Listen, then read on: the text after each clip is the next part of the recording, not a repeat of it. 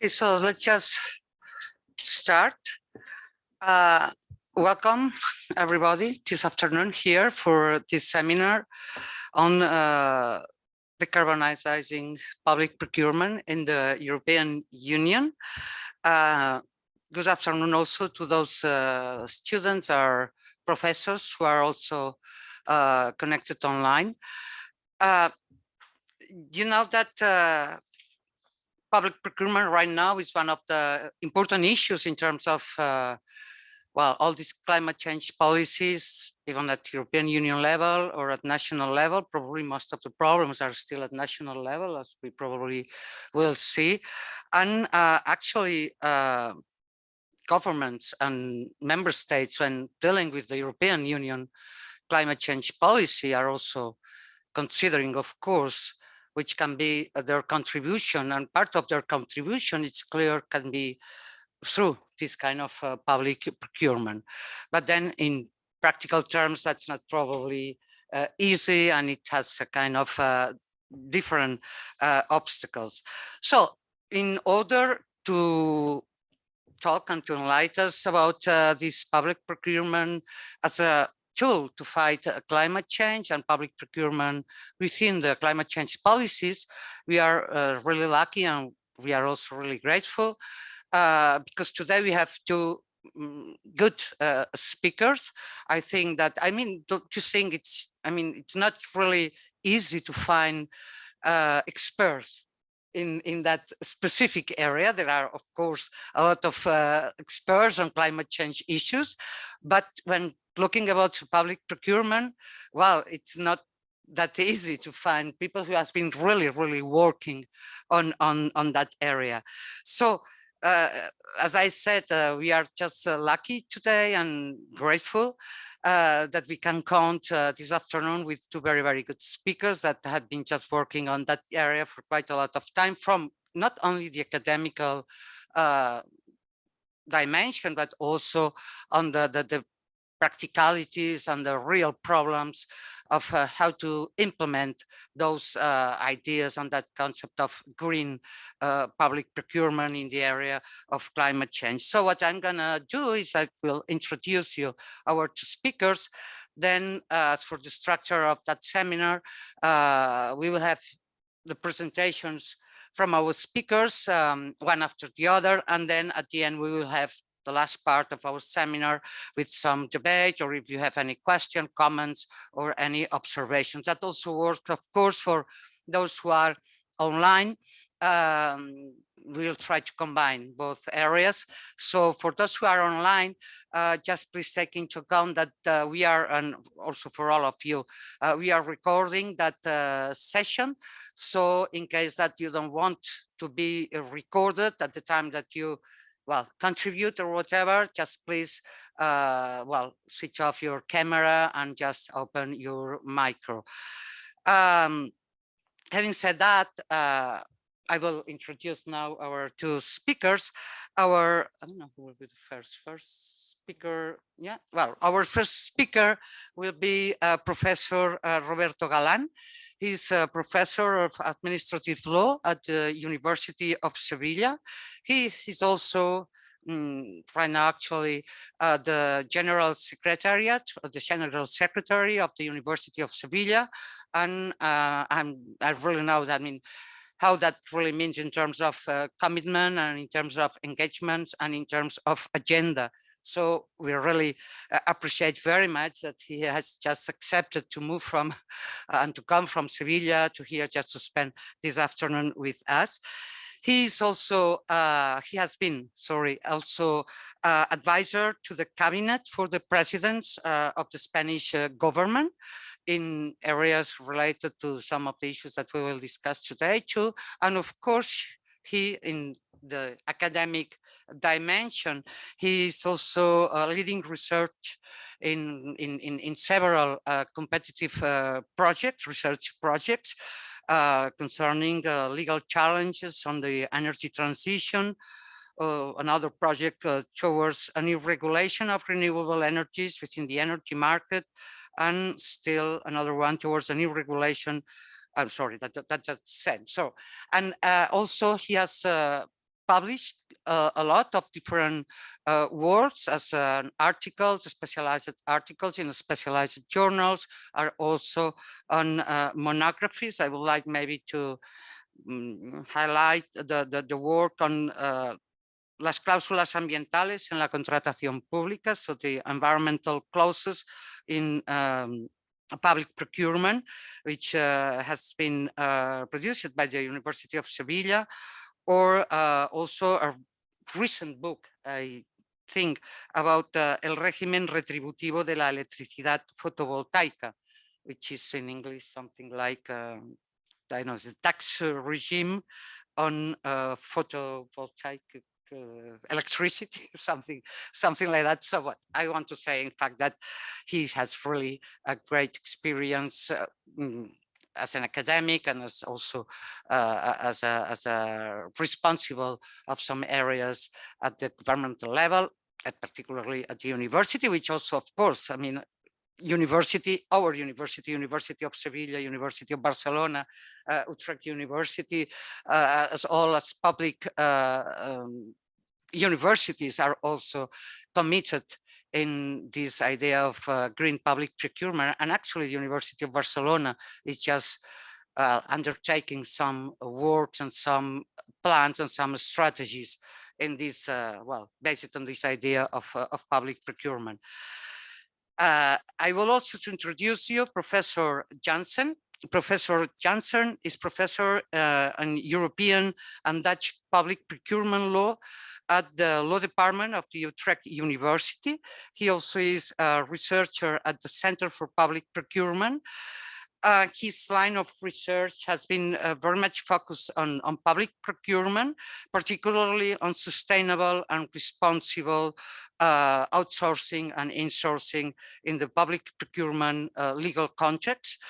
It has been touching in the different publications in specialized journals, also in monographies, different issues related to the influence of the European Union in the public procurement at the national level, and how also how to stimulate societal values via these public procurement procedures.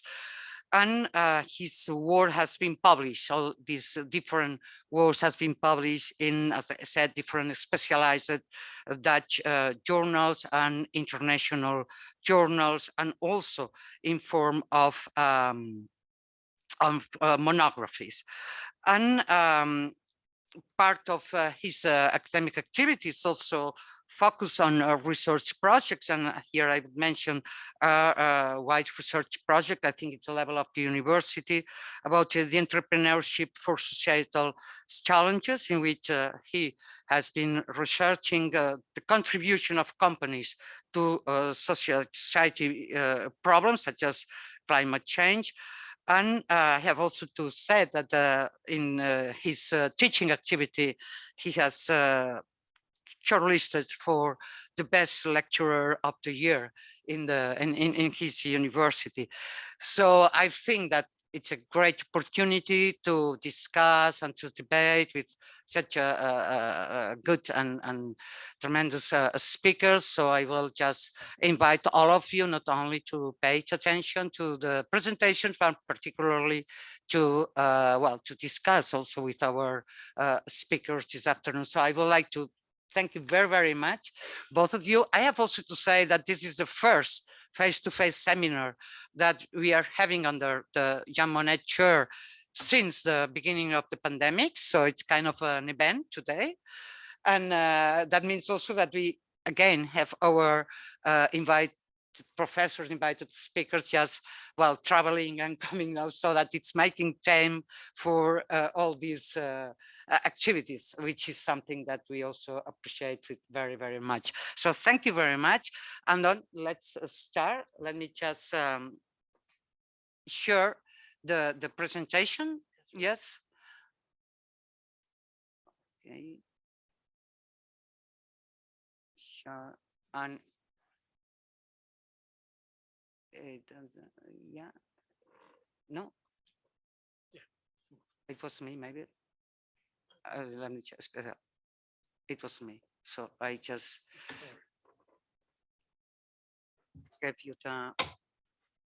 Y si alguien aparece aquí para entrar, ya te lo pediré. Sorry. Thank you very much for the presentation, and thank you very much for the invitation to take place in this seminar. If I am not wrong, this is the third time I participate in some activities of this Jansenn Monnet Cátedra, Derecho Ambiental de la Unión Europea. For me, it's such an honor, such a pleasure to be here. I would like to thanks to Professor Marc Campin, to Professor Alex Peñalver, who has already come with me. I will first, I think we have to ask ourselves, what's the meaning of the decarbonization in public procurement? What are we talking about when we are talking about decarbonization in public procurement? We have to know that this is part of a broader concept, as we know, as green public procurement. The green public procurement is a kind of part of the public procurement to try to move to direct the invest we make in public contract, try to move forward to the execution of work public, to the provision of services or the supplies of products in the most best condition, environmental conditions. This is the meaning of the green public procurement. It's estimated that from 15 to 20% of the gross domestic public, all the state members, its public sector, and of course the European Commission, invest in public contract. What we want with the green public procurement is to move part of this huge money public to the green industry. It's not only to be exemplar in the part of the public administration, and also to make a better market in this kind. Well, when we speak about the decarbonization, what we are talking is about to move the contract to reduce the greenhouse emissions, the gases emission, to reduce, and if it's possible, to adapt our administration and our life to the future that we face, because we can forget this. When the COVID finished and we are almost at the end of this pandemic, the dinosaur will stay there, and the dinosaur is the warmer global, the global warming. That means that the public procurement can be used as a part of the solution or the mitigation of this problem.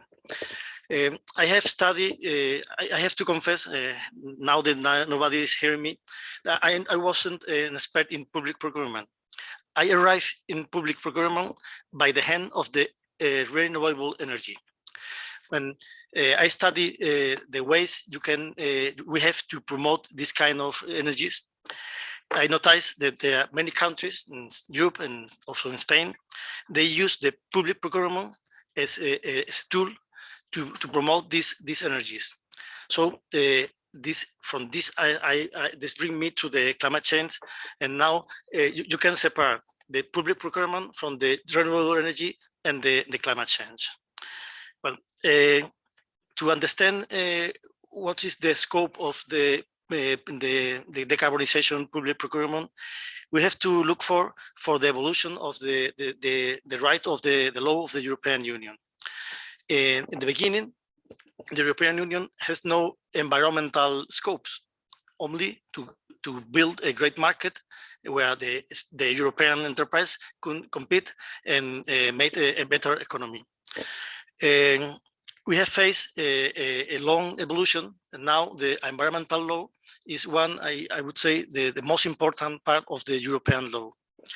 That's mean, and we can see in facts, all the state members are members of the United Nations Framework Convention of Climate Change, all the state members, and also the European Union. Not only the state member, even United Kingdom, who exited the European Union 2 years ago, also was member of this convention.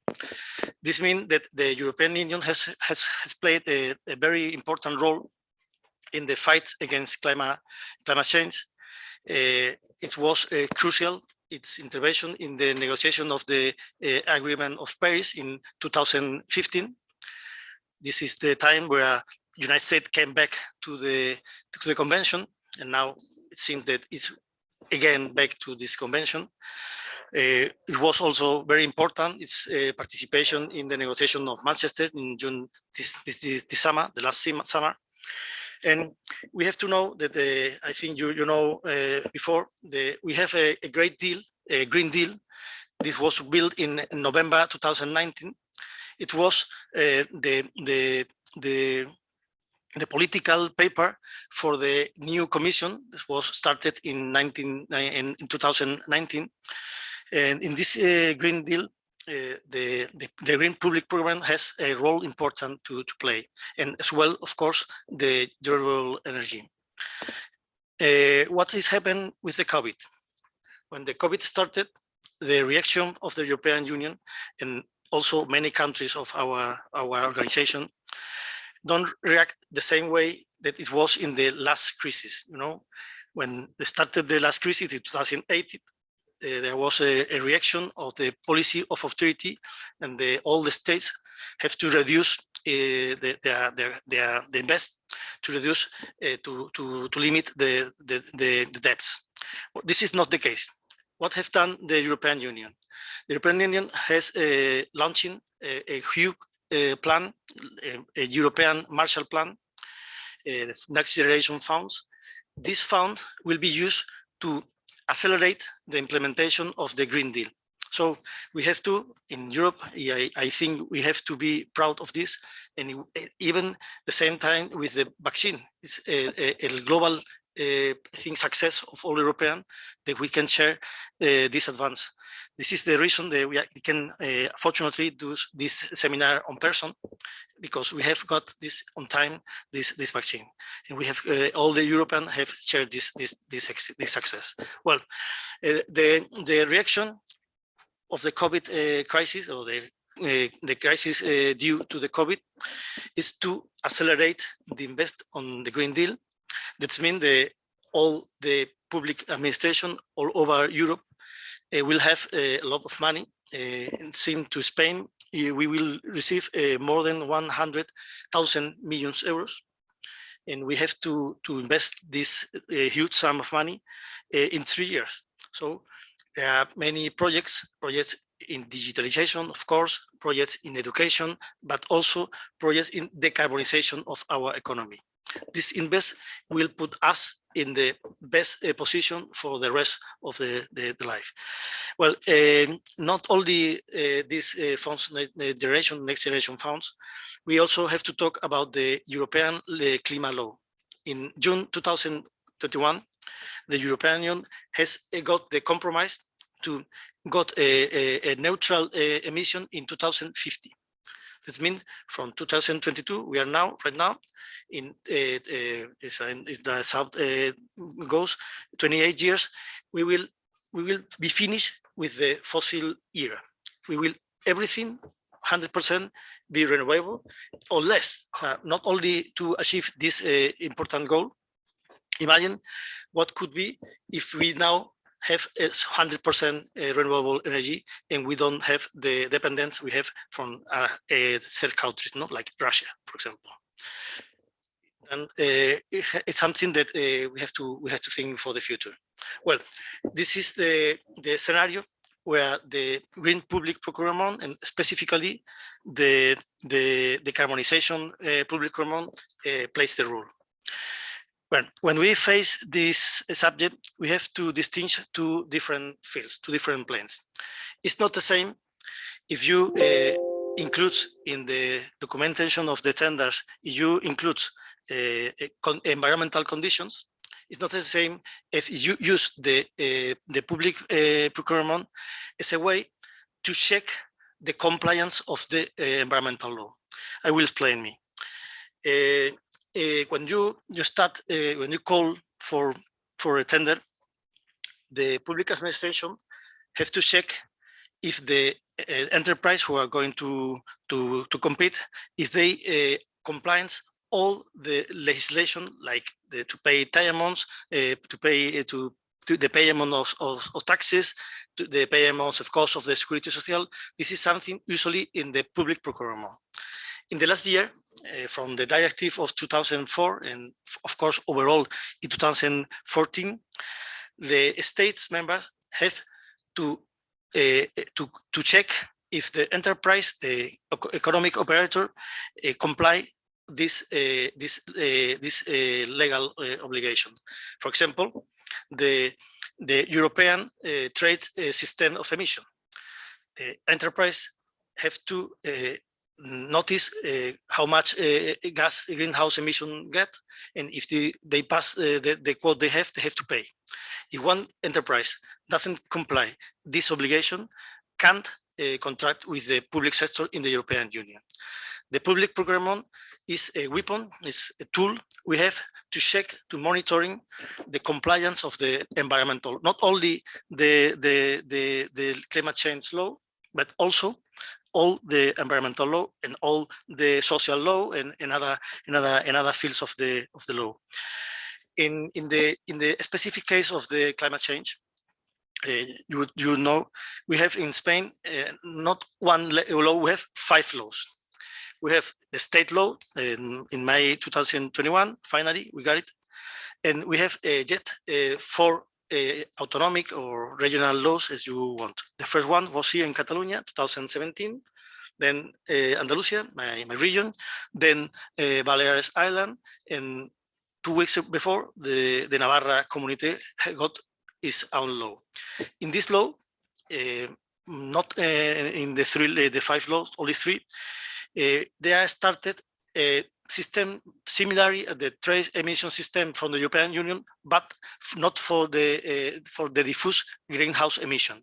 That means that in Andalusia, in Balearic Island, and in Navarra, the enterprise had only not to comply the European legislation in the European trade system emission, but also their regional system. If don't comply this obligation, they can contract with the public sector in Andalusia, in Balearic Island, and Navarra. So the public procurement has got a really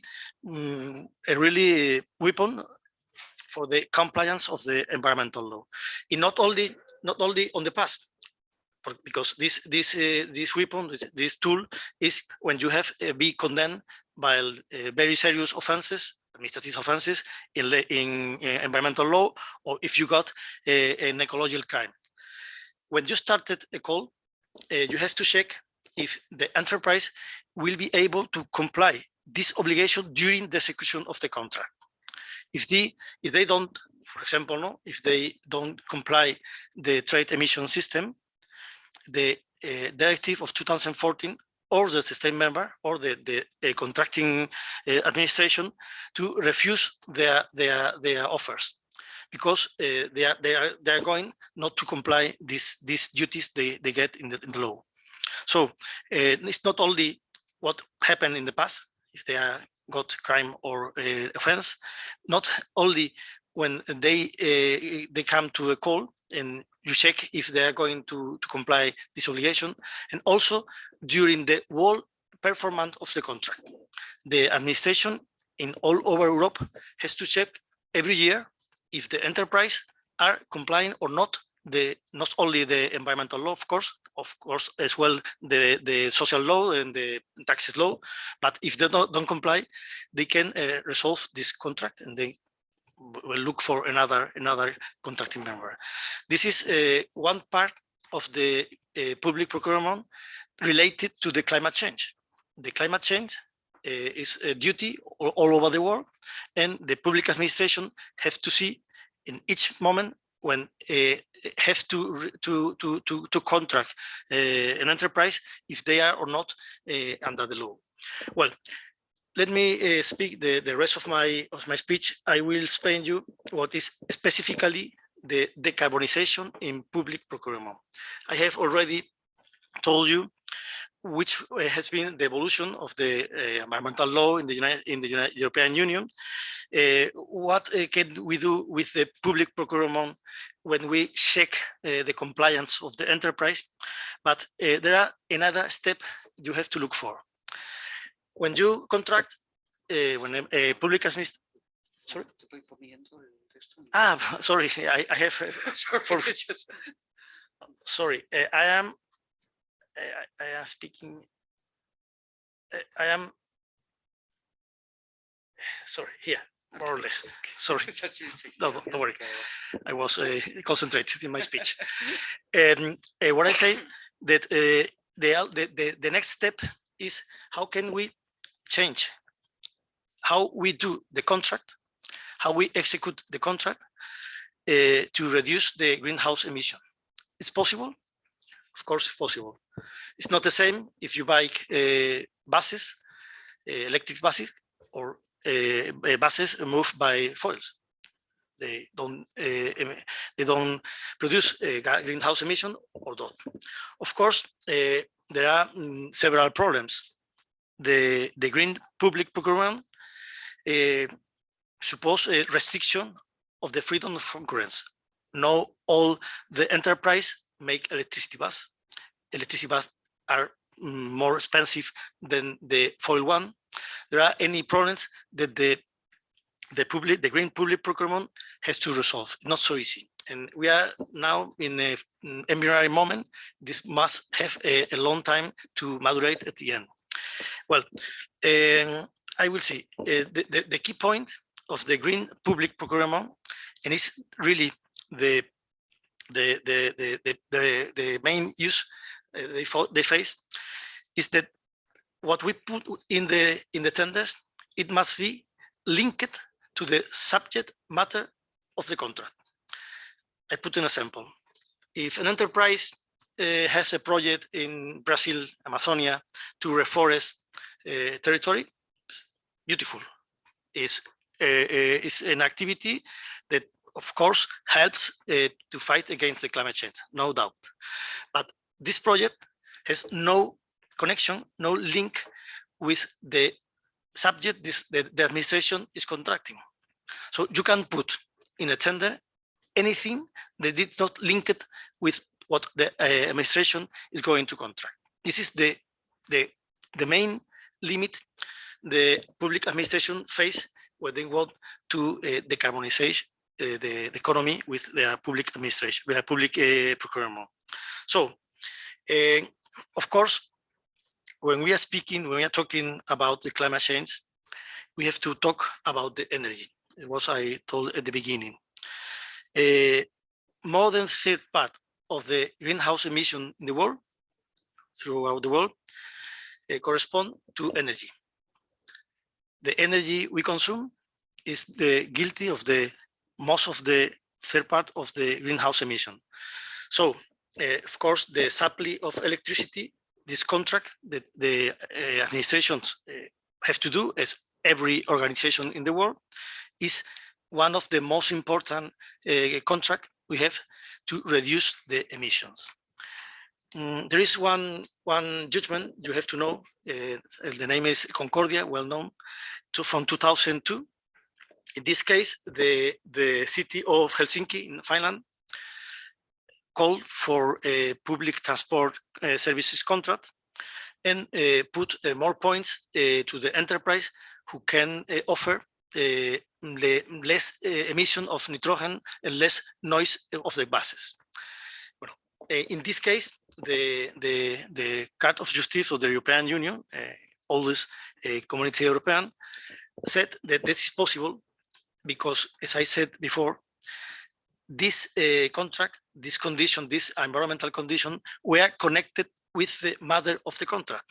If you want to have the bus services in Finland, the less noise you have, the less nitrogen you got, is better for the people of the city of Finland. This is the principle, the main limit. What is for with the renewable energy? Is possible, is correct, an administration and a public administration limit the electricity only free from renewable energy sources. You can call for supply of electricity only 100% electricity of renewables. This is one thing that also goes to the Cat of Luxembourg in 2003. This is a case from Austria. In this time, the tribunal, you can imagine, it was before it was correct, said that, of course, if you are contracting electricity, you can choose which kind of electricity you will have. This is the reason, but now in Spain, a very, very huge number of administration only contract electricity from renewable sources. 100% electricity from renewable sources. This is possible because we in Spain, we have more or less around 30% of electricity from this kind of sources. It's possible. And what about, this is, I think, nowadays, one of the problems, the issues we face every day. For example, it's possible to require or to put as in our criteria, for example, the electricity classification. If you are going to a market, you buy a television, a TV, they got a classification. The electricity enterprise has the same classification from the A to the B. This is a electricity classification that here in Spain make the I would say in Spanish, in English, the Competence and Market National Commission. The enterprise goes there, this is what I do, these are my electricity sources. They get A if they use only renewable energy, and they get G if they use carbon, for example. Well, in Madrid, not this city government, all the cities call for electricity on renewable energy and require as an hour criteria. So not not every bidders have to have this classification, but if you have, you get more points in the selection. And of course, if you can imagine, all the great enterprise in Spain, Endesa, Iberdrola, all the well-known enterprise, resolve appeal to the Administrative Contract Tribunal of Madrid. And the Tribunal of Madrid said that it's not possible to include this condition, this environmental condition, as an hour criteria. The reason I don't share this opinion, but I think you can defend. This tribunal said that this is a subjective condition of the enterprise, because if you got several sources of electricity, you can give the electricity from renewable to the city of Madrid, and for the rest consumer, the rest of electricity. In my opinion, this is not a correct doctrine.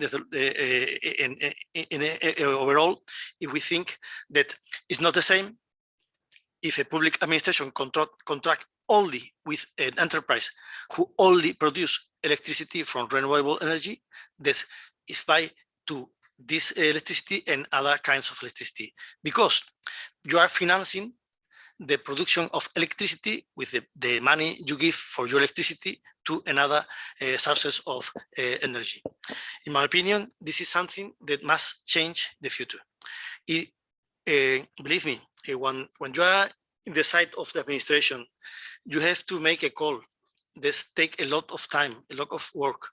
And when you find that a tribunal annul this document, you prefer, I won't have any risk. I will do whatever I have done the rest, the past, and no make any mistake. Well, you can imagine this is a new file. The public administration all over Spain and all over the world are learning what is useful, what's not useful, what is correct, what is not correct.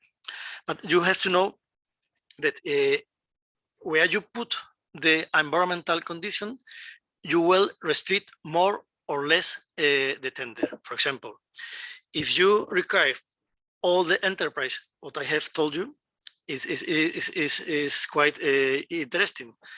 The Tribunal of Madrid annulled this requirement as our criterion, and in the second call of the city of Madrid, they put this requirement as an exigent of the subjective of the enterprise. Every enterprise must have this electricity capacitation. What they don't let in an hour criteria, they put in a subjective requirement. Well, it's not the same. If you put a requirement for all the tenders, if you put an hour criteria and you get more points if you are more ecological than the others, and the other place where you can put this environmental condition is in the obligation on the for the performance of the contract.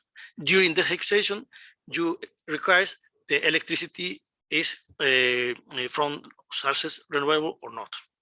Well, this is one thing that I think will be progressing every day. Now, the public administration don't risk a lot, but in the future, I think they will be more risky. Well, the energy, as you can imagine, is not the only contract you can decarbonize the economy. You have to think, for example, in the buildings. The buildings consume a lot of energy. There are a directive of 2010, the number 31, energy efficiency of building. In this directive, very important directive, all the buildings from 2021, 1st January 2021, all the buildings, the new buildings must be nearly zero energy buildings. That means that they can consume the minimum energy is possible, and the energy they need, they have to get through renewable energy, autoconsumption. They have to put infrastructure to produce by themselves their electricity. Of course, I have already spoken about the transport. The transport is 20% of the greenhouse emission in the world. If we are able to change our vehicles, personal vehicles, our public transport to change into electricity or non-emissions vehicles, we will get a great goal.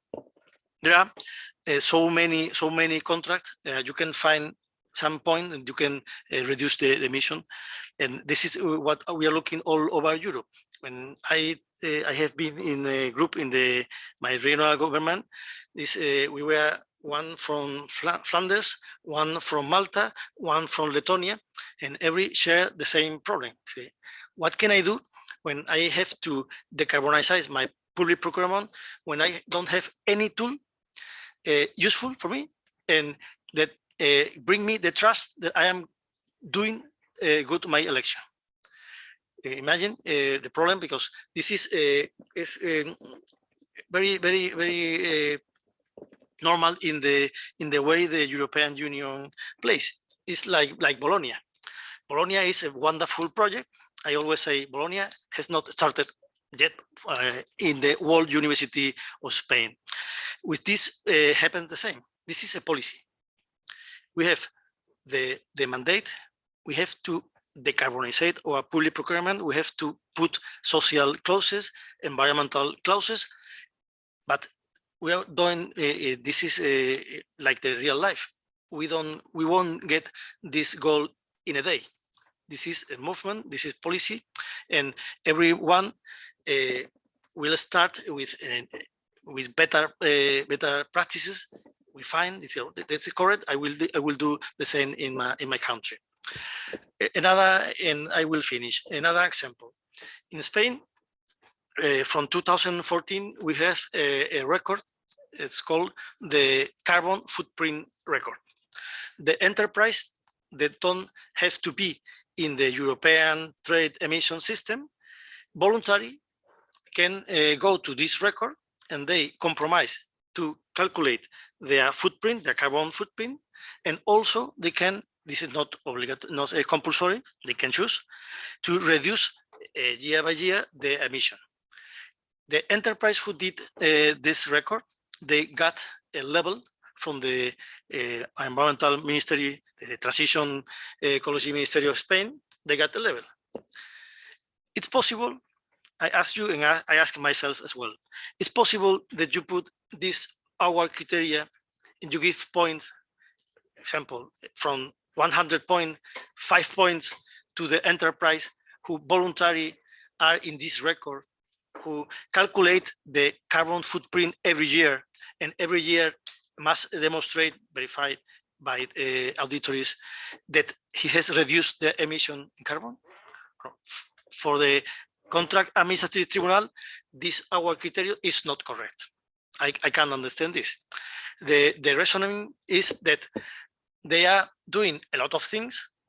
This level corresponds for all the activities of the enterprise, but not only the activities he made in the contract. So for this tribunal, there are no what the European Union, the Tribunal of the European Union requires. The linked on the subject matter of the contract, because there are part of this activity that are not linked with this contract.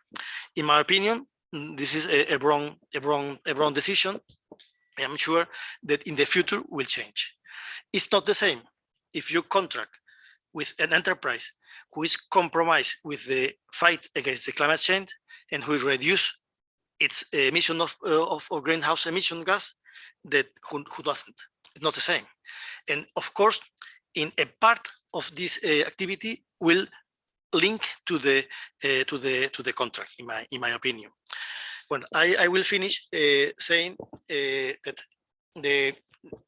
in my opinion, nowadays, actually, what we the great problem we face is the absence that we don't have appropriate tools that allow the public administration, the contracting administration, allow to face this goal. No, the European Union, if you want to study something about this subject, has a page, GPP, Green Public Procurement. They put some tools, some Excels, some technical rules, but this is at the end, this is something you have to trust. And in my opinion, this must the great administration in Spain, the state's administration, the autonomic administration must be in front of this movement. If they don't do it, imagine the rest of the administration, a little town in Spain, how can it check if there are or not compliance of the environmental law? And this is the point we are. We have a mandatory obligation from the European Union to include environmental and, of course, social clauses in our public procurement. But when we have to face this problem, we have to put these conditions in our tenders, we have no idea what to do. And in addition, we have to have fear if we will get a resolution of a tribunal annulling our tender. So I won't be pessimist. I am not. I am convinced that this is no way back. The environmental, the decarbonization clauses has come not to come back. We will have and we will live the rest of our contracting life with these clauses. But it's very important first that there are a compromise of all the administrations. When there is a good practice, why don't all the administration use this best practice? This is the way I think this will go. And of course, if this is a legal problem, we have to change as well the mentality of the judgment, the jury, because now the public procurement, and I'm finished, is not what has been in the past. The public procurement, of course, is the way the administration could provide services to the citizens. But it's not only the goal they had. They have to also fight against the climate change, because as everybody knows, there is no B planet. Thank you very much.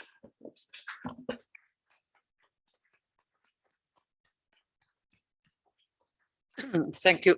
Thank you very much, Professor Galán. I think that, and we probably had time to discuss about that, that the public administration has a mandate, but it lacks the tools and the specific well, ways to provide for that mandate. So, well, here, I'm sorry, I'm just stop sharing here. Let's now move to our second speaker. Let me just share back here the screen with the presentation. No, that's not what I wanted to do, sorry. Stop sharing just a moment. I probably have to first, okay. No, I'm not doing that, fine. So let me share the screen. Okay, if I'm sharing the screen. No, I'm supposed to, not that one. No, es que no es esto. Sure, sorry? Stop share. Yeah. And then share again. I want, Just yeah. So you enable it. No. The green button. So go back to Teams. yeah, no. Yeah, sorry. Yeah. And then share again. No. No, sure. Yeah, sorry. Yeah. And now share screen, and share. Yes, sorry. And I can just ask you that, put that way. Okay, maybe you can, okay, try with that better. I think that better. If not, you sit here. I mean, don't. You have to click. Yeah, you can move it, yeah.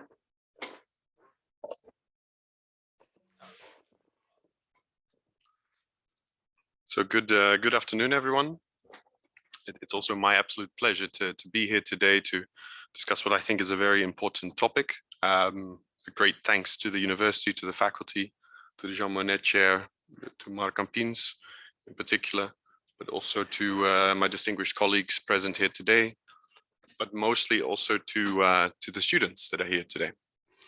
I hope that perhaps in 20 years or even earlier than that, we won't be discussing green public procurement anymore. Because I hope that we'll just be talking about public procurement. Because in fact, that would mean that all public procurement has become green, right? So that would be my dot on the horizon. But unfortunately, I'm a bit pessimistic. I'm pessimistic about what public procurement law does at the moment. But fortunately, even though I just realized that I finished nearly half my glass, that glass is half full, and that there's positive developments within EU law that I think will force us to get to that point where we just talk about public procurement instead of green public procurement. So what I'd like to do in this talk today is to talk about EU law and the role that it takes in regulating public procurement. I'll talk a bit about what I think are relevant obstacles that are currently in the law. Some of those were already addressed also by my esteemed colleague. But I'll mostly also look at the trend where we're moving towards from how to buy to what to buy. And I'll get back to that in a second, but just as a brief introduction, some relevant sources were mentioned already, but I think the recent IPCC report was very clear about the message when it comes to climate change. It's now or never, right? It's very unambiguous in terms of the task that's ahead of us. And what's interesting is that public procurement is really put at the center of it. It was mentioned before, but I'd like to just highlight some research that came out in the last couple of years, where we saw that 30% of the Finnish public procurement sector was indeed responsible for the carbon footprint, right? So there's a great potential there. And the same goes for the Danish public procurement sector. There are plenty of opportunities here.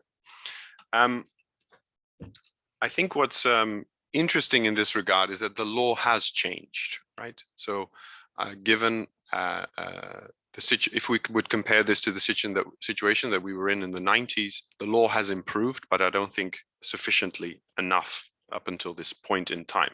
But I got back to that later. Context that we're in is very clear, right? The EU Green Deal and the foreign policy perspective, but also the treaty or Treaty of Paris with what some would coin ambitious, some would coin them as not ambitious enough, right? But even if we wouldn't come to an agreement there, we're still struggling to meet them.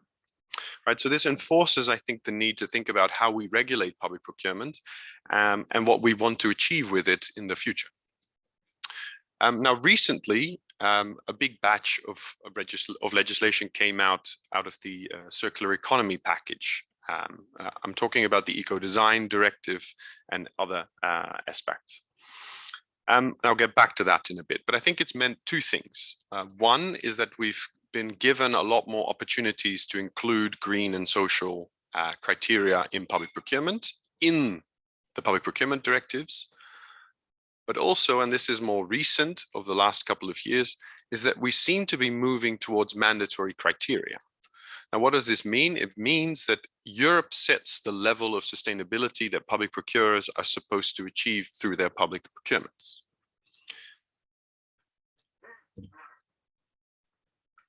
Taking one step back, we started off with public procurement as internal market law, where principles of equality, transparency, and proportionality were vital. We still have that. We still have this internal market role where we cannot discriminate bidders from other member states. So still vital to public procurement law. But then, and this is something that it was already came to the forefront in one of the key judgments in public procurement when it came to the Benches case in the 80s.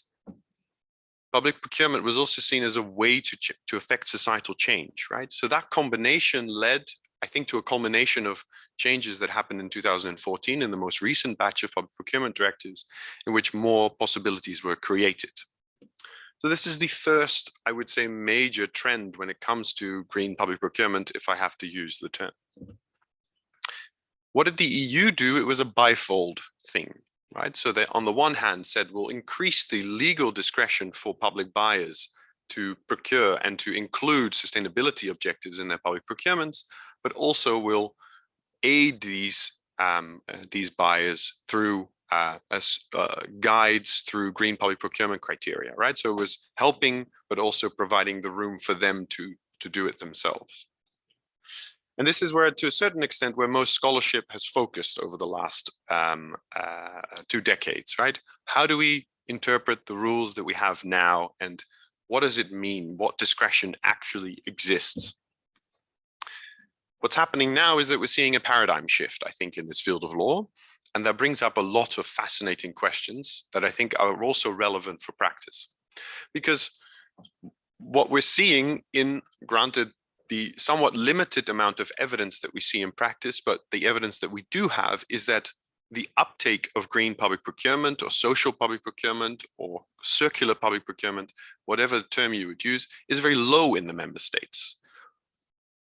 This means, I think, that the legal possibilities aren't being used as much as we would like them to be used. So this lack of uptake, and perhaps also a moral or perhaps ethical obligation, is now leading us to have discussions on the EU level about mandatory social and sustainability requirements, right? Which would limit the discretion, something that in the 90s or even up until 2010 was unheard of. The Commission proposed it in the directives of 2014, or at least asked the question in the Green Paper leading up to it from 2010.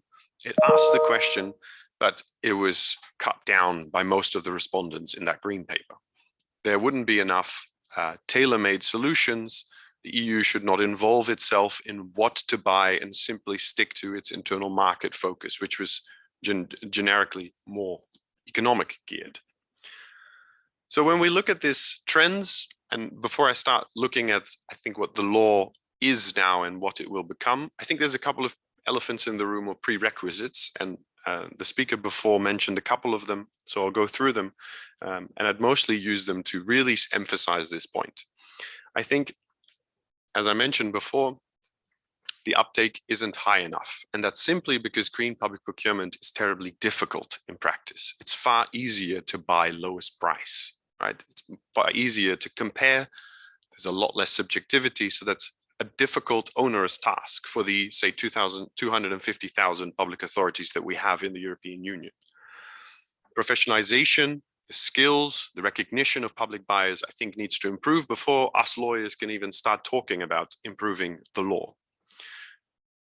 I think a mind shift is necessary towards this type of procurement. I'll come back to that a bit later, but simply, I think 2 points remain as well, is public buyers need to ensure that they value their contracts properly. So are we not buying too much? Simply the same question as that I think we've posed as consumers, are public contracting authorities not buying too much, right? Are they valuing their needs sufficiently? Should they be buying less? Yeah. And the same goes as a classic obstacle that also exists in waste law is, shouldn't, in the end, public authorities also allow contractors to offer used items? Many public tenders still state and stress the need for new materials, right? So on the one hand, we're obliging contractors and economic operators on the market, social enterprises, to innovate and to become circular in their business models. But on the other hand, when we talk about tendering, we often ask for new products, right? There seems to be a bit of a tension there.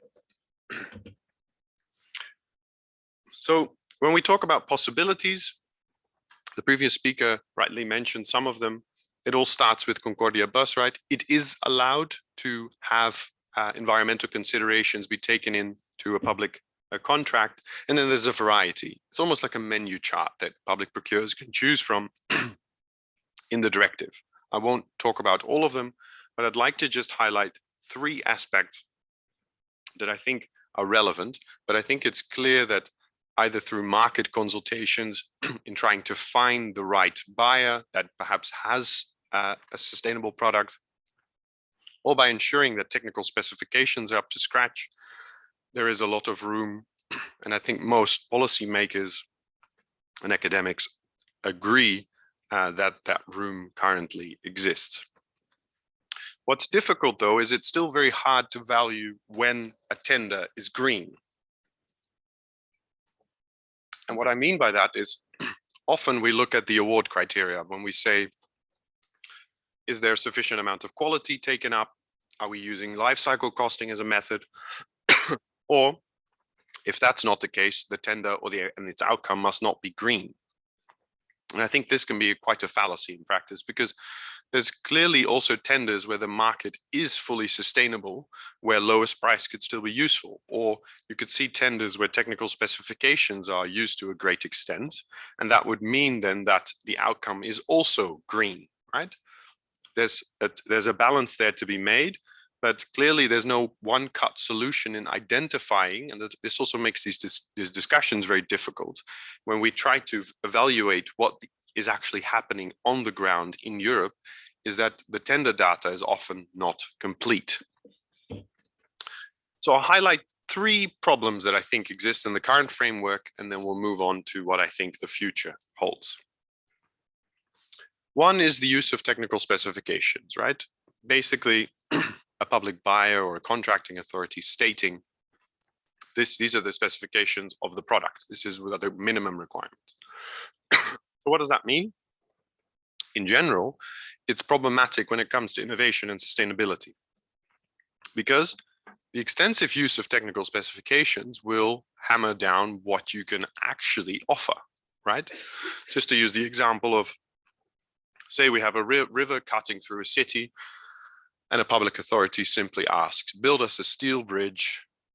It can weigh this much. It needs to open in this amount of time. Please use this amount of bolts. You can use this amount of budget, etc., right? Or if a public authority would simply ask, we have a problem, and that problem is to get citizens in cars across the river. Can you help us, right? What solutions can you offer for that? Right, so in a way, what's required is a sense of a mindset change, right? Public buyers would then need to ask for solutions rather than for someone to offer what they want, right? This is allowed by the directive, but often doesn't happen yet in practice.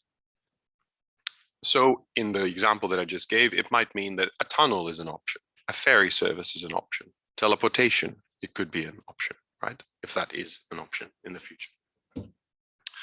So the second one that I think is very promising but very difficult in practice is the award based on life cycle costing, where the directive now explicitly allows for contracting authority to take, or authorities not just to take into account the production process or cycling, but also the externalities, right? What's the carbon footprint that comes out of this product that we will be buying of yours? What's very difficult though in practice, and I won't go into too much detail here, is to specifically pinpoint here what it does to the principles of public procurement law. So we see a clash between, on the one hand, sustainable development that could be very helpful in terms of, or that could be helped by life cycle costing analysis. And on the other hand, integration, economic integration driven principles of equality and non-discrimination. What I mean by that is the analysis of a life cycle is very difficult because we're trying to predict the future to a certain extent.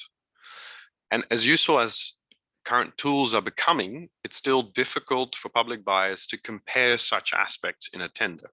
Right? I've seen Excel sheets of spanning over more than 500 pages of data, right?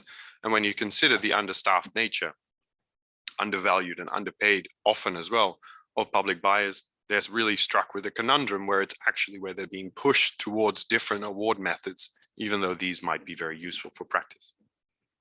I think partially this might also explain the lack of use in practice. And then finally, the third problem, and then we'll move to the future. I think it's the link with the subject matter of the contract. It was mentioned before, and I think it is a requirement that is simply unexplainable in the current time. What I mean by that is, on the one hand, we praise social enterprises that not only aim to maximize profits, that also take up a societal goal, right? Whether that be the fight against poverty, fight against climate change, long-term unemployment, or the fight against long-term unemployment. These are entities that want to operate in a different way than their more perhaps profit-driven predecessors. And what happens in public procurement is that they're limited because their production processes in general, or their CSR policies, as we're stimulating due diligence legislation on the one hand, but we cannot refer to that in public procurement. But the difficulty is the question then is, how far should the carve out be? Should we do away with the principle of proportionality altogether? I think in general, that is a very useful principle in public procurement because it limits absorbent types of criteria. But for this aspect, I think we need to be thinking about a carve out, not just for social enterprises, but also think of citizens initiatives that want to contribute, that have a different way of operating, or simply mainstream companies that are also willing to add to decarbonization in Europe. Right? So those would be three aspects that I'd just like to highlight here. But in all honesty, I think we should be talking obligations for the future, for future days to come. Because remember the statement that I started with, it is now or never. So perhaps we need to think about a different role for EU public procurement law in the future. So where did this start? It started, or at least for my research, which started about 5 years ago on this topic. Before that, but mostly when the EU Green Deal came out, because before it was mostly a discussion of, are there obligations currently? And now we're really looking at ones that are coming. And the question then was, is that the Commission wrote this sentence in the Green Deal. And at the time I thought, am I being too much of a lawyer here and really looking at words? Is the linguistic in me, is that person overpowering my thoughts? Because I read should lead by example, which perhaps could have been simply the trendsetter role, right? That public buyers have had for centuries. But it said ensure, right? Which seemed to mandate some type of development. They had to, or they should, right? And on the other hand, it also referred to propose further legislation, right? So the question at the time was, should we connect the two, this ensuring and legislation? Are we seeing a trend shift happening? Then, more interestingly, this was confirmed in the Sustainable Europe Investment Plan and other documents that came out of the Green Deal, which further limited, but also expanded its scope and provided more details about the way ahead. And the Commission at the time stated that the Commission would propose, and I quote, minimum mandatory green criteria or targets, EU funding or product-specific legislation, the latter being more of a traditional EU internal market approach, right? We regulate the products that then are sold internally and can move freely. But most interestingly was this reference to targets and minimum green criteria. The Commission still also mentioned here this bifold role. And that's, I think, what we will be dealing with in the future is not so much a bifold role of legal possibilities, they will continue to exist, but EU law, and particularly also in terms of the EU Commission, will be setting the standard in terms of sustainability for public procurement. The question was, though, at the time, is what standard is this going to be? Because it seemed that there was still a lot of room for discussion, right? Targets, product-specific legislation, minimum mandatory green criteria. At the time, the question was raised, does this mean that the social is forgotten, or are we talking about a broader sustainable development issue? And still the policy push, right? And guidance documents. So it's still a combination, but the role of the law appears to be changing. I'd like to just, before we start looking at these new proposals that have come out recently, and some have already been adopted, is just to have a quick look at the current obligations, because often they're coined as obligations, but I in fact think they're ineffective obligations. Right? I'll briefly touch upon them, and then we'll move to the new legislative measures. So I think for those of you that are currently studying environmental law, Article 11 of the treaty wouldn't be a novelty or something that's new, right? But also in the context of public procurement law, in the literature, it's been argued that this would be an obligation that rests on the shoulders, not only of the member states, but also of individual contracting authorities, and for them to have to procure green or social outcomes. Now, the focus of this article is clearly on the integration of environmental protection, and then the argument would be, yeah, such as in policy, such as also public procurement procedures, right? And I think to a certain extent, this argument could be made for the Commission itself, okay? Because I think the main fallacy of this article is that it's directed at the institutions, right? At the European Union itself. So perhaps one could say, on the one hand, well, the institutions, they've actually fulfilled this obligation, because they created all these new legal possibilities. So to be honest, if there is an obligation there in the public procurement context, I think the institutions, when they adopted the new, I shouldn't say new, but the most recent public procurement directives, they actually fulfilled it, right? When it comes to the Commission, perhaps that's a whole different story, right? Perhaps the Commission is actually legally bound by this article. And again, there's no jurisprudence on this. So it's still uncertain, but perhaps they would need to have to actually include these aspects. And I think one strong aspect of this article, which undermines all of the obligations, I think, is that we're actually departing from what the directive says. The directive in preamble, so when I talk about the directive, the classic public procurement directive, it states that the make or buy decision, or the decision to keep something in-house or to work together with other public authorities or to externalize something. So the way you make that choice is not limited by public procurement law. Court of Justice confirmed it as well in Stadthalle. So we're actually departing from something quite significant. So I think that only increases the necessary level of legal certainty in such an obligation, because otherwise we'd be disregarding something that is vested in secondary law. So there seems to be an obligation there, but not an obligation that I think rests on the shoulders of contracting authorities. An important one that was mentioned before, but that I also think is ineffective in practice, is the one where, on the one hand, Article 18.2 states that contracting the contractors that perform public contracts need to abide by environmental, social, international, labor law, also European law, and national law, right? In a way that makes sense, but it makes public procurement, I think, the solution for problems in other fields of law. Public procurement law becomes an enforcer, but perhaps that's the way to go.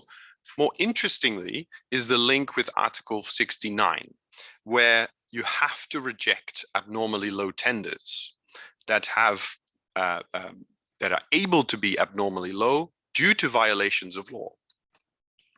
So where I think this becomes an ineffective obligation is because on the one hand, it's very difficult to prove before the courts that something is abnormally low.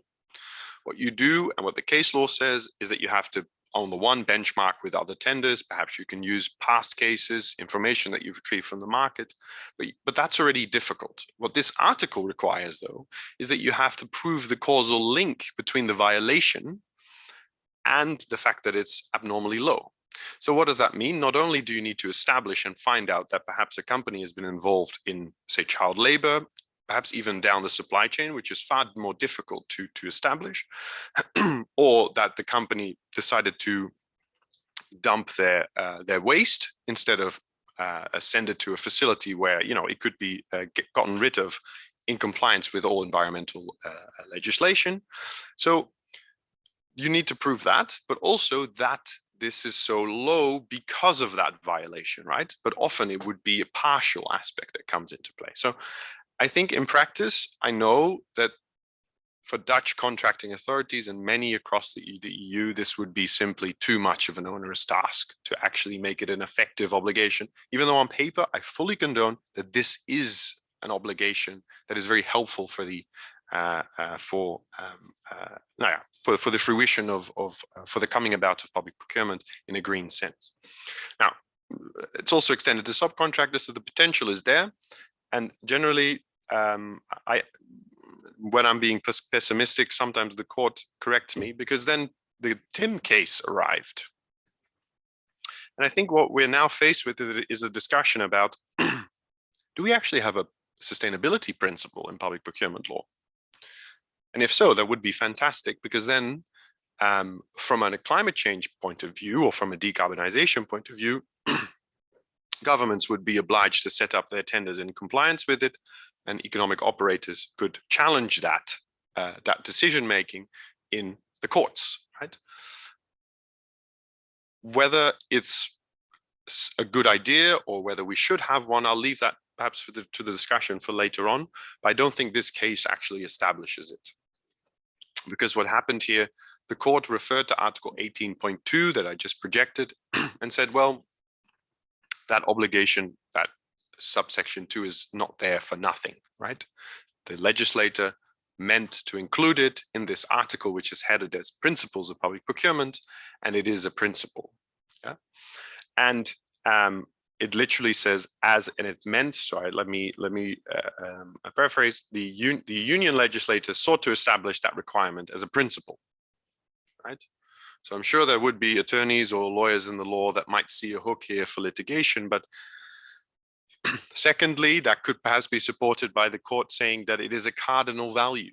Well, there's not many values that are more than a cardinal value in practice, right? So there's some difficulty here when it comes to linguistics, because in Dutch it actually says in principle instead of as a principle. But the English language, I think, is quite clear. Where I think this is somewhat hopeful thinking, perhaps, if you would be in favor of such a sustainability obligation as a principle, is that this is quite case specific. So shortly said, this was the Tim case concerned an exclusion of a main contractor of a consortium by the incomplete application of a subcontractor, and this subcontractor did not fulfill certain parts of the Italian legislation. So the court then had to assess, can this socially geared Italian legislation stay in effect? And this was one of the arguments that the court said, well, no, this is to include this in a tender and to be able to exclude parties in practice in a public procurement procedure is a vital aspect of EU law, EU public procurement law. So I think, speaking more frankly, of course you should be able to have such legislation in Italy. Whereas that, I think, means that a generic conclusion that we have a sustainability principle is too far stretched when you look at the context of this case. Yeah? But perhaps the court hasn't referred to it since then. Perhaps we'll see more of this in the future. Now, at the time when I presented about this a while ago, I mapped some of the questions that we were faced with, right? We had some ineffective obligations. We had the TIM case, and then many questions came up. What do we do with subsidiarity? Should the EU be taking this on? When should parties have standing when it comes to mandatory minimum criteria? What type of criteria exist? Should we learn from the member states? Italy has had mandatory criteria for a long time.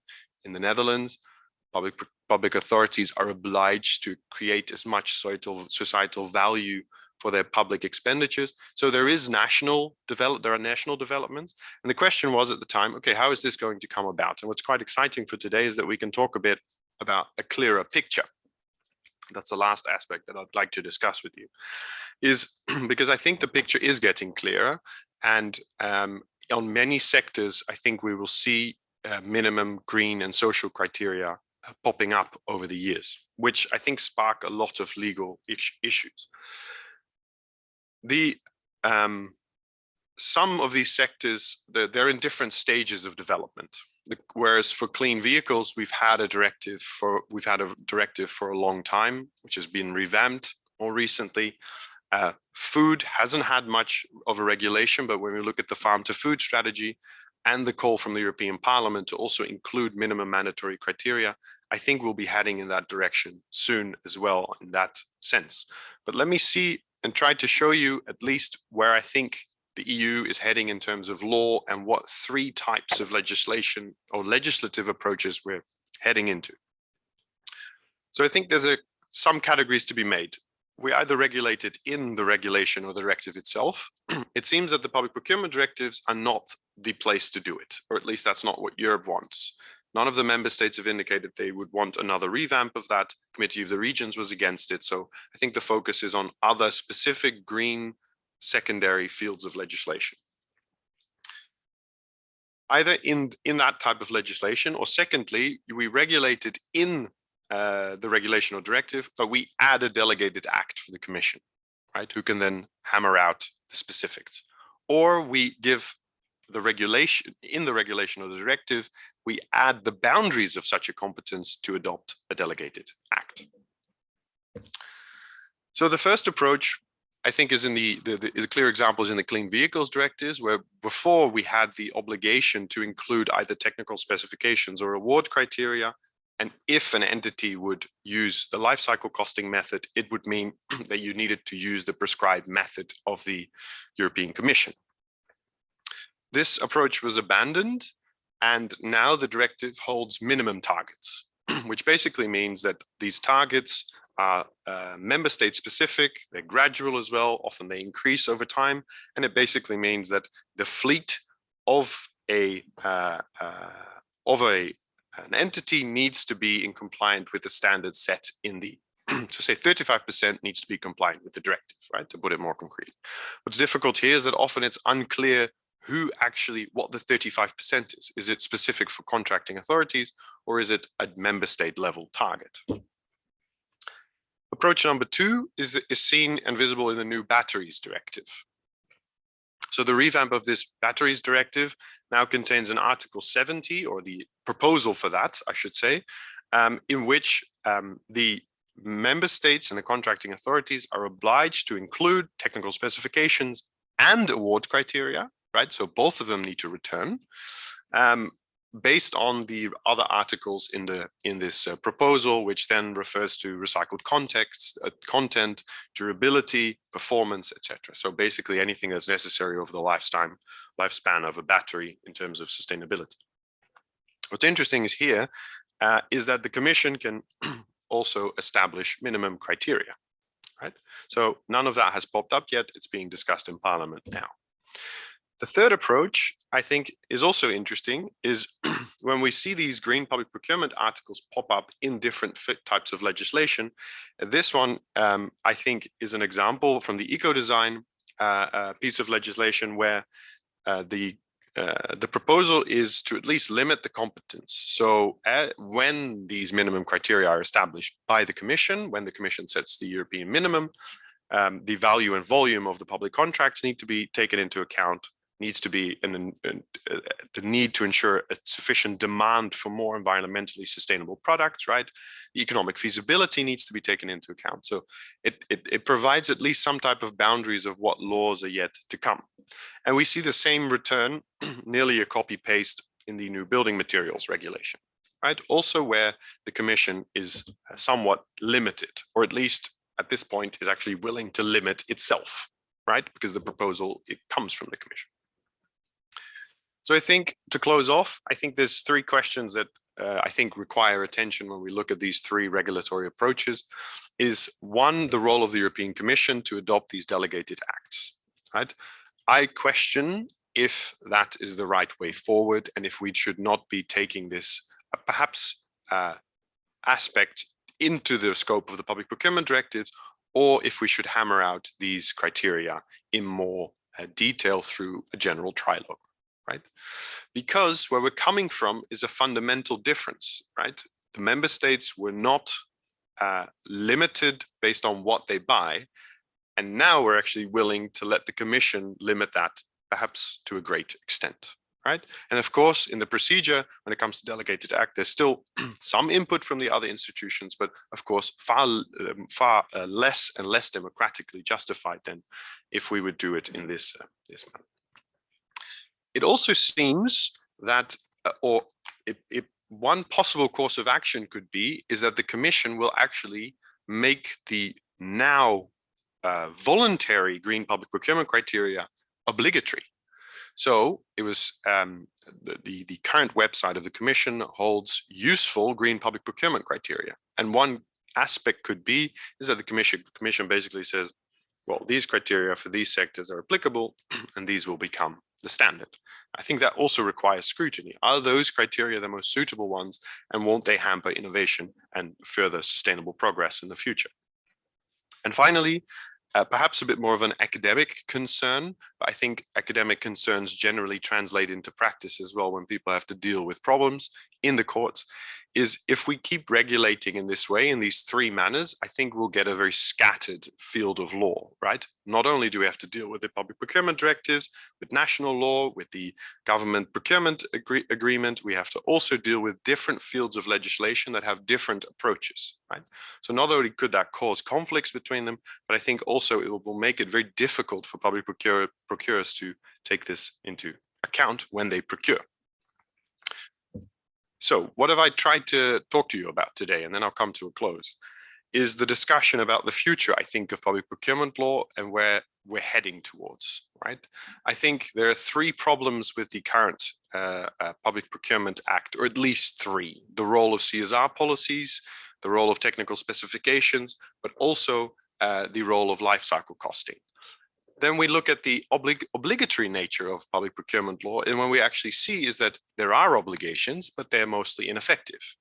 And then when we move to what's happening now, which I think makes us think that there's reason to be optimistic, I think we should also be cautious to a certain extent when we look at this, and we look at the new role of the Commission, when we look at fragmentation and perhaps also future ineffectiveness. And I think I'd like to leave it at that. Thank you so much.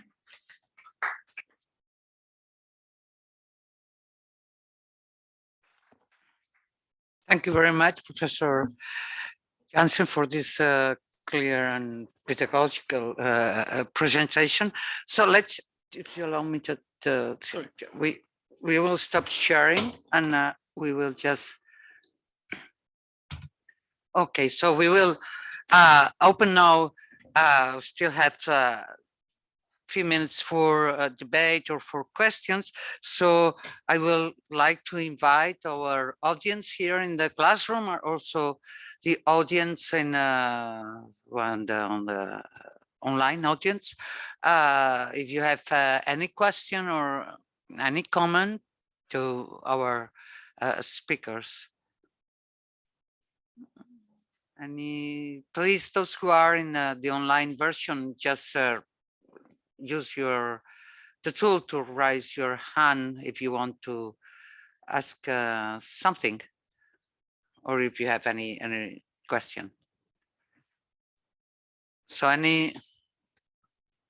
Please, Professor Xavier Fernandez.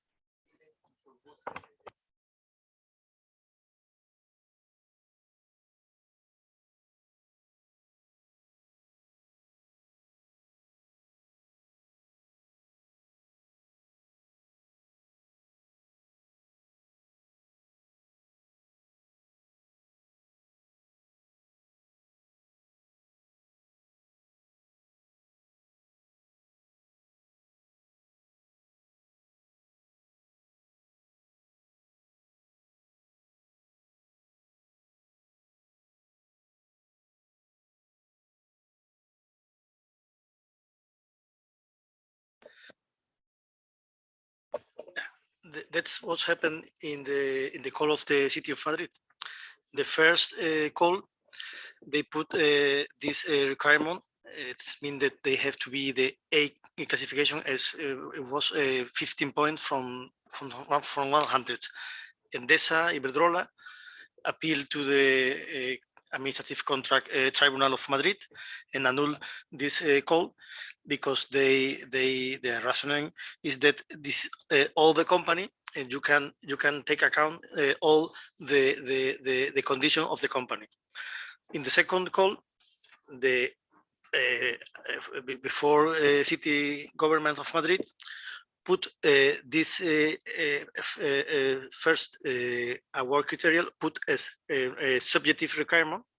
All the enterprise must have the A classification, and what they did, Iberdrola and Endesa, they present software through their filers, enterprise filers that are only 100% renewable. So this was a Pyrrhic victory for the city of Madrid, because finally they give the contract to Endesa, the best enterprise. In the other, if the city of Madrid could put as our criteria, maybe the discretionary power of the Madrid will be more. But as in subjective requirement, you can take another file enterprise, and you can enter in the school. It's no problem. This is in deep. This is the reason of the judgment of the contract administrative tribunal, not to facilitate the little enterprise to enter this kind of great contract. We are speaking about a contract of more than 100 million euros for the electricity supply of the city of Madrid, a very huge contract.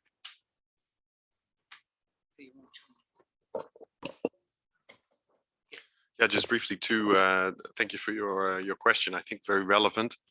I think there's also an underlying, I think, problem of greenwashing in some cases, where beautiful enterprises are set up, but the true backing is perhaps not as beautiful as we'd like the world to be.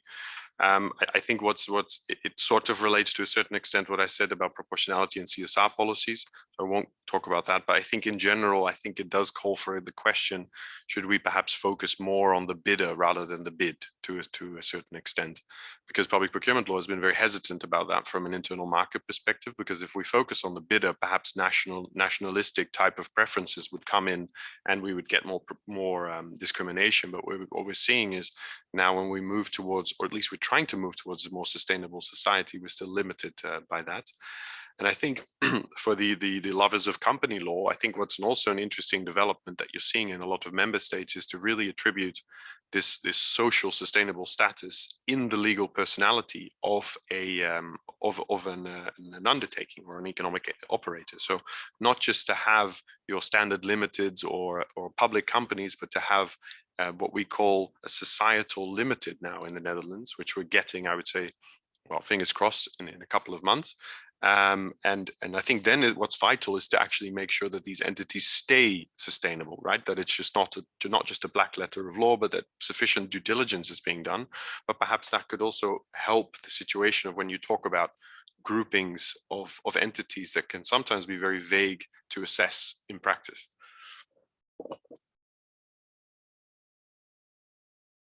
Thank you, Professor Peñalver.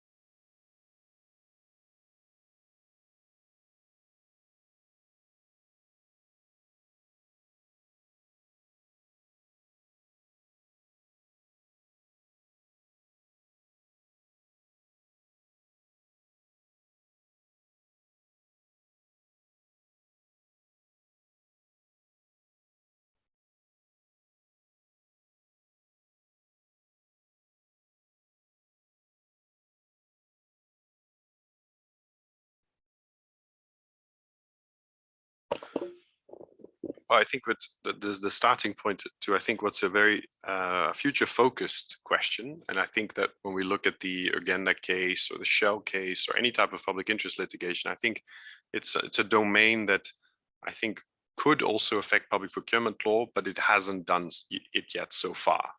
And I think a relevant discussion would then be the scope of the remedies directive when it comes to legal standing. What is an interested party? But I think what will spur this development, or could spur it, is this move towards mandatory criteria, because then we would have or we could get a clear legal obligation, whether it be a target or a minimum criteria that you could actually try to enforce. Because now, if it remains at legal possibilities, it's an option, right? So you wouldn't have standing substantively. So we wouldn't even talk about, perhaps you could have access to justice, but you wouldn't be able to have a substantive claim because you couldn't argue this tender isn't sustainable enough, or the outcome isn't sustainable enough, or doesn't fulfill the requirements that EU law sets. So I think that the development towards mandatory criteria will perhaps at least be a further stepping stone in the direction of perhaps public interest litigation in public procurement as well, as far as that is still perhaps a distant future. I think in general, when it comes to enforcement, so perhaps that was related to the first part of your question, I do see an issue because most of the time in many of the member states, it's up to competitors to take violations of EU public procurement law or national law to court. The Commission proposed it in the past to have independent regulators or in a supervisory authorities, but that was slimmed down, right? So the member states could still choose to just leave it up to the market to filter itself. So I think there's a general issue there. And then the next step would be, could perhaps concerned citizens or NGOs fill that gap in the future? And I think that's something that we might be dealing with in future days to come.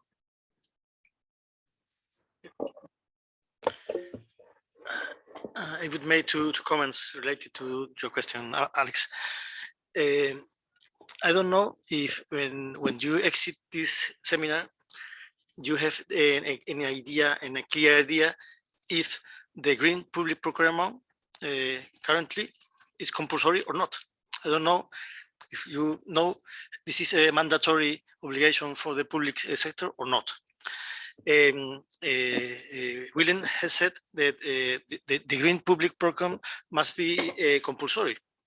Well, in Spain, our law from 2017 said that we have to put obligatory, the form compulsory, this green public procurement. The problem is how? It's obligatory, it's compulsory. Where I find in a contract that I have to put this environmental clauses or this decarbonization clause. There is any document who put in clear black over white if this is what I have to do. This is I think the problem. The problem is in the detail. When you have to buy the buses for the town, which buses shall I buy? You have to, it's not the same if you live in Sevilla where it's a lot of sun, or if you live in Sweden with no sun. You can use a photovoltaic you can use renewable energy to fuel these buses. This is a problem. I think that the lack of maturation of this green public procurement. Now we have to start. When we find a good practice, we have to share with the other countries, with other state members, and also with the other administration. And this one point, going to the legal aspect, I think we can use what are you talking about the possibility of the action, the popular action by the citizens. In our law, in the directive, the administration in the documents of the tender have to justify the election he has made. If you are going to contract buses, you have to say, well, I will buses by petrol, by diesel, by liquid gas, by electricity, and you have to justify which is your option. And by this way, you can control. You can go to the tribunals, and you can okay. The town is in the near of you. have chosen another process. Tell me how has you done this chosen? I think this is something similar as has happened with the environmental planification, the urbanist planification. You have to justify all your options. In this option, you have to put in the document that where the tribunal have to see if it's correct or not the chosen you have done. I think this will be probably the best way to can begin to control this lack of green public procurement we find nowadays in Spain. In 2 weeks before, I was with the maximum responsible of the contracting in Andalusia, and I asked him, from 2017, it's mandatory the green public procurement in Spain. Have you noticed any change from 2017 from here? No change, any change. Nothing has changed. In 5 years, we got the new law. The problem is the lack of objective tools you can use, the lack of judicial control that can order to the administration who doesn't put these environmental clauses. This is my opinion. Okay, thank you very much. Any other question? Because I just had a very short question.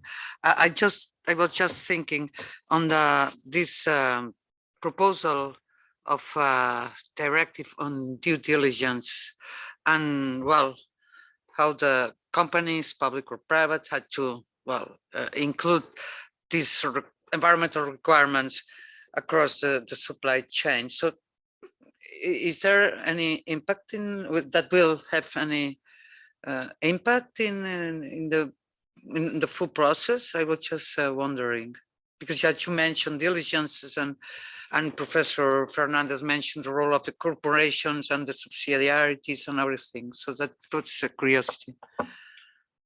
I think it's no. I'm sorry. Yes. We'll get there. It's a valid question, and I think in a way it's interesting that EU law has such a strong focus on the corporations and then perhaps also excludes public buyers. I think on the one hand, the starting point would be the discussion about Article 18, Section 2 in the directive, which seems to already contain the obligation, but then doesn't have very strict due diligence or perhaps obligations that you would need to fulfill to check what's happening down the supply chain when it comes to human rights violations, or when it comes to child labor or environmental damage that's done abroad. I think that's one angle, is to focus there, or perhaps to even just expand the scope of these due diligence requirements. If ultimately we deem it important that public buyers check the supply chain, right? Because there's also an advantage into making sure that corporations check it themselves, because they're far more familiar with these supply chains. And when you think about the amount of and this is part of perhaps my pessimism, when you look at the amount of societal problems that procurement needs to solve right now, it's seen, I think, as the answer to most problems in the world. When it comes to unemployment, when it comes to innovation or the need for innovation, when it comes to climate change, the sustainability, the gender equality of boards, when it comes to the salaries that public managers can make. I mean, you can't think of it you can't think of an aspect that you wouldn't be able to put in a tender, as difficult as that might be. And the question, I think, is, should we overburden an already struggling profession? And perhaps we should just simply focus on certain aspects, get that done right, and leave the supply chain aspects in terms of due diligence to the people actually running the supply chain. But that's a more fundamental choice about where you place the obligation, I suppose.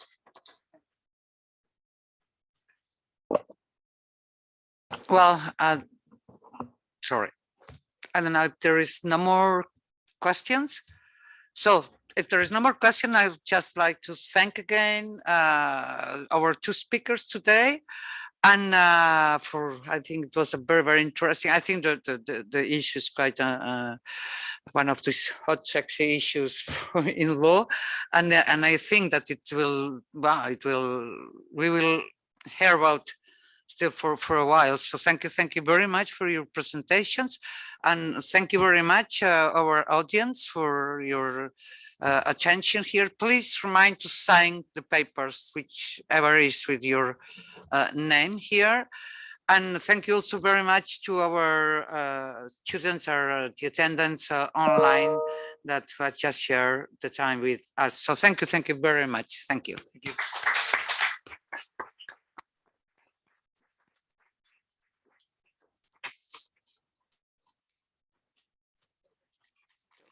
Recording. Yeah.